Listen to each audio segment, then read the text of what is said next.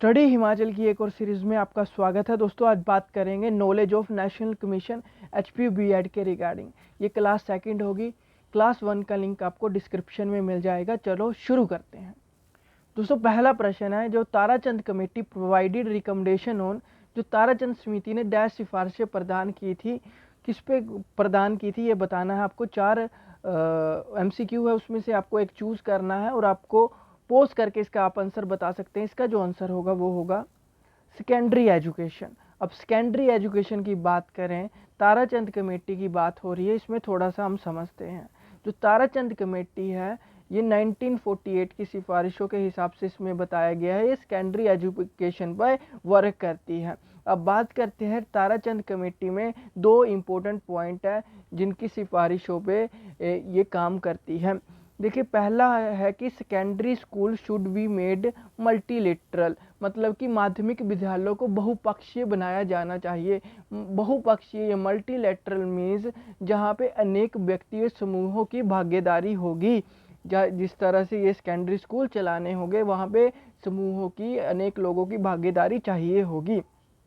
अगला है appointment of the commission to examine the entire secondary education structure, मतलब कि संपूर्ण माध्यमिक शिक्षा संरचना की जांच के लिए एक आपके पास आयोग भी होना चाहिए कि जो स्कूल है, माध्यमिक शिक्षा है, सेकेंडरी स्कूल है, वो अच्छे से वर्क कर रहे हैं। कमीशन नहीं होगा तो उन पर निगरानी कौन रखेगा। दोस्तों ये इंपॉर्टेंट 2 पॉइंट थे, और भी आप पढ़ सकते हो, इतने ही आप 2 याद रखो तो ये बहुत इंपॉर्टेंट है। नेक्स्ट क्वेश्चन देखते हैं।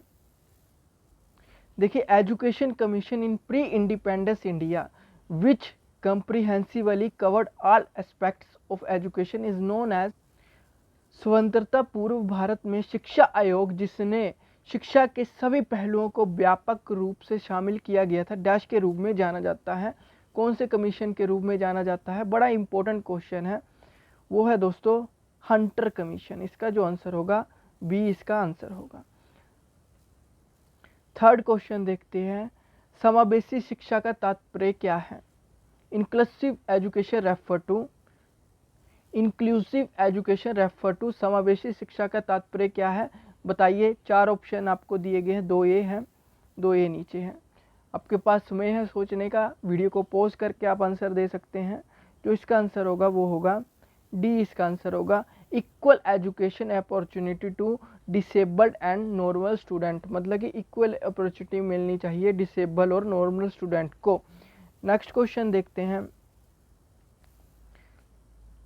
बुनियादी शिक्षा plan is based on dash plan. देखिए, बुनियादी शिक्षा plan is based on, plan किसके द्वारा दिया गया था और क्या है ये, सोचिए आप। इसका जो होगा आंसर वो होगा महात्मा गांधी, ए इसका आंसर होगा। नेक्स्ट क्वेश्चन देखते हैं। नेक्स्ट है the policy recommended by the कोठरी कमीशन डैश लैंग्वेज, बताइए क्या आंसर होगा इसका। इसका जो आंसर होगा 3 लैंग्वेज फॉर्मूला इसका आंसर होगा। देखिए, कोठरी कमीशन में 3 लैंग्वेज के बारे में बताया गया था, 3 लैंग्वेज फॉर्मूले के बारे में बताया गया था। जो फर्स्ट लैंग्वेज इसमें बताई गई थी, जो फर्स्ट लैंग्वेज थी उसमें बताया गया था, उसमें ये बताया गया था जो हमारी मदर टंग है या रीजनल लैंग्वेज है, स्टेट की जो रीजनल लैंग्वेज है या मदर टंग है, उसमें ही पढ़ाया जाए। सेकंड था जो हिंदी स्पीकिंग स्टेट है वहाँ पे हिंदी के लिए बताया गया था। थर्ड बताई गई था फॉर्मूला था, उसमें ये बताया गया था, सेकंड की ही बात हो रही है, या तो हिंदी या इंग्लिश लैंग्वेज में इसमें बताया गया था। जो थर्ड था उसमें बताया था कोई भी मॉडर्न इंडियन लैंग्वेज का यूज़ कर सकते हैं। अगला question, third, equalization of educational opportunity is provided in dash of Indian constitution, भारतीय संविधान के डैश में शैक्षिक अवसर की समानता प्रदान की गई है। कौन से आर्टिकल में, सोचिए, पोज कर सकते हैं वीडियो को। इसका जो आंसर होगा, आंसर डी होगा, आर्टिकल 45। नेक्स्ट क्वेश्चन देखते हैं,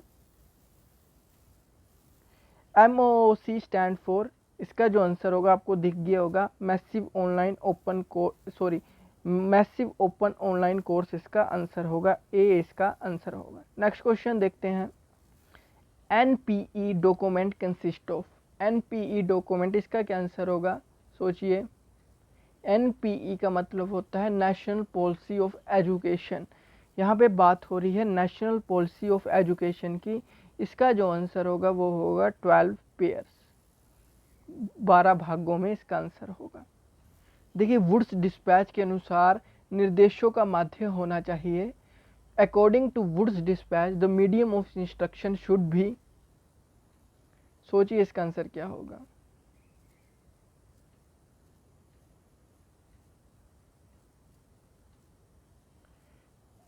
देखिए इसका आंसर होगा वर्नाक्यूलर, सी। देखिए इसमें भी दो चीज़ें बड़ी इंपॉर्टेंट है। प्राइमरी लेवल पर तो प्राथमिक स्तर पर शिक्षा का माध्यम स्थानीय भाषा होनी चाहिए, जबकि उच्च स्तर पर अंग्रेजी हो सकती है। नेक्स्ट क्वेश्चन देखते हैं। मंडल आयोग के गठन के समय निम्नलिखित में से कौन भारत के प्रधानमंत्री थे? Who among the following was the prime minister of India when Mandal commission was constituted? बताइए इसका क्या आंसर होगा। इसका जो आंसर होगा मोरारजी देसाई जी। अगला प्रश्न देखते हैं। In which year National Commission for Minorities was establish? राष्ट्रीय अल्पसंख्यक आयोग की स्थापना किस वर्ष की गई थी? तो इसका जो आंसर होगा वो होगा 1992, बी इसका आंसर होगा। अगला देखते हैं क्वेश्चन। नवोदय विद्यालयों की स्थापना की गई थी। देखिए नवोदय विद्यालयों की स्थापना कब की गई थी, ये भी आपको पता होना चाहिए। इसका जो मेन पर्पस था क्या था, सोचिए। आपको वैसे आंसर तो दिख गया होगा। Provide good education in rural area, rural area में, ठीक है, गांव में अच्छी एजुकेशन प्रोवाइड करना नवोदय स्कूल का एक मेन मोटिव था। और इसको 1986 में इस्टेब्लिश किया गया था सेंट्रल गवर्नमेंट के द्वारा नवोदय स्कूल को, ये भी याद रखना है, 1986। अगला है, निम्नलिखित में से कौन राष्ट्रीय महिला आयोग के पहले अध्यक्ष थे? Who among the flowing was the first chairman of the national Commission for women? इसका जो आंसर होगा वो है जयंती पटनायक जी, इसका आंसर होगा। नेक्स्ट क्वेश्चन देखते हैं। देखिए फर्स्ट जो कमीशन ये बनाया गया था 31 जनवरी 1992 को, तो उसमें कौन, जयंती पटनायक जी को चेयरपर्सन बनाया गया था। नेक्स्ट क्वेश्चन देखते हैं। Who among the following is not a member of the committee which recommends the president of India regarding appointment of the chairperson and member of the national human right commission? निम्नलिखित में से राष्ट्रीय मानव अधिकार आयोग के अध्यक्ष और सदस्यों की नियुक्ति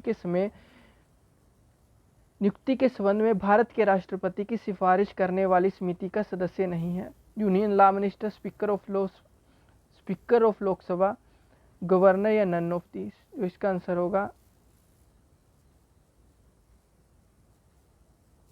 दोस्तों, जो इसका आंसर होगा ए और सी दोनों होंगे, ठीक है। स्पीकर ऑफ लोकसभा सही है। इसमें होना था, जो नहीं हो सकते हैं वो यूनियन लॉ मिनिस्टर और गवर्नर नहीं हो सकते हैं, ये दो होने थे। बी इसका, बी स्पीकर ऑफ लोकसभा हो सकते हैं, तो इसका जो यहाँ पे नन ऑफ दिस की जगह होना था बोथ ए एंड सी, ठीक है, बोथ ए एंड सी तब सही होना था। नेक्स्ट क्वेश्चन देखते हैं। राष्ट्रीय अनुसूचित जाति आयोग का गठन संविधान के किस अनुच्छेद द्वारा किया गया था? आर्टिकल 338, ठीक है, याद रखना है, सी इसका आंसर होगा। ठीक है, अनी बेसेंट ने कई शहरों में स्कूल खोलने के लिए प्रेरित किया। अनी Besant inspired the opening of school in many cities. कौन सी सेंचुरी में किया था? जो इसका आंसर होगा वो होगा ए, एंड ऑफ 19th सेंचुरी। अगला प्रश्न देखते हैं।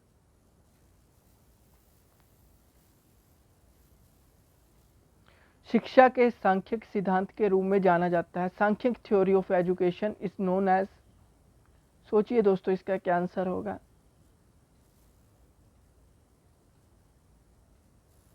इसका बी आंसर होगा, याद रखना है, बी इसका आंसर होगा।